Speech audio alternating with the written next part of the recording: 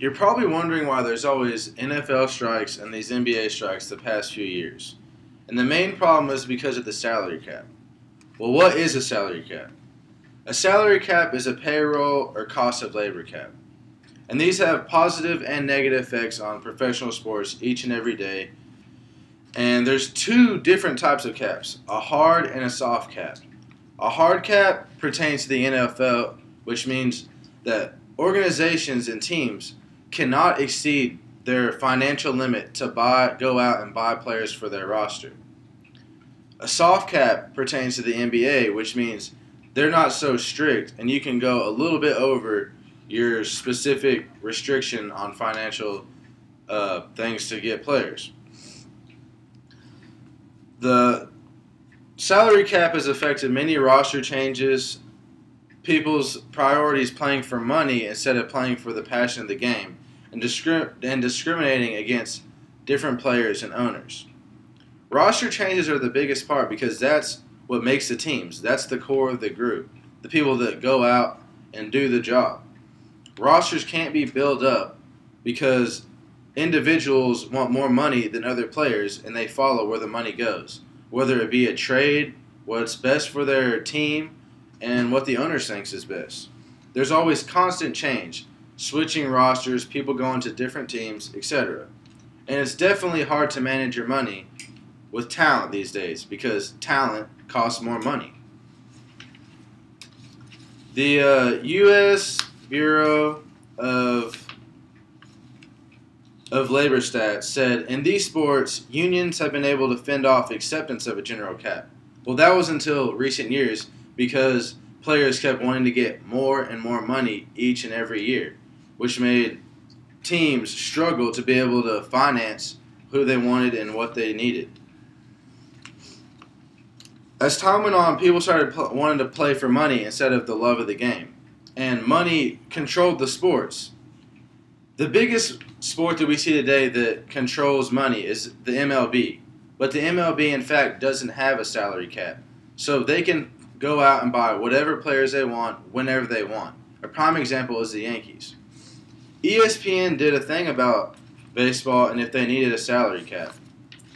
And they did one about the Texas Rangers. They were saying baseball's other main income is the redistribution scheme, which is revenue sharing.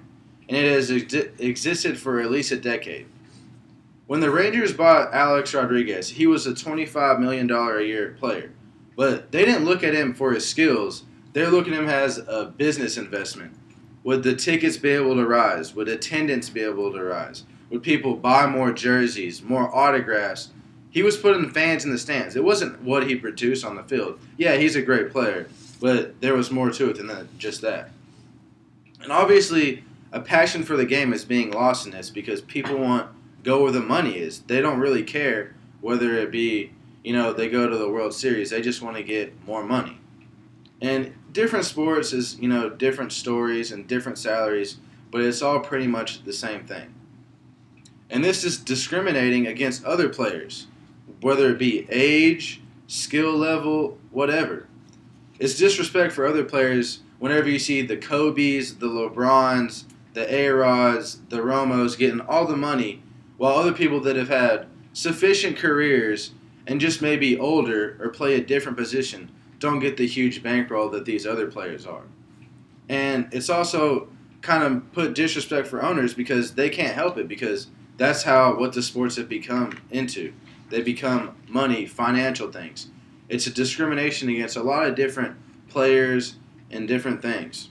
And also some teams actually, they have more money, even though it's supposed to be, a flat, even degree so everybody can, have the different draft picks, etc. But some teams actually have more money than others do. Oh, and Mark Burns, he is talking about discrimination, and he says, the basic premise of the salary cap is to ensure that owners of a team are not gouged by the ever-increasing cost of players for respective sport. So basically he's saying that they've lost respect for the sport because the players are wanting more and more instead of having love for the game.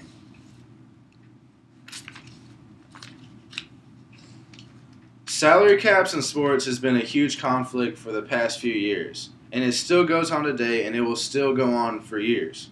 It has positive and negative effects, whether you're viewing it as a player, an owner, the audience, whatever.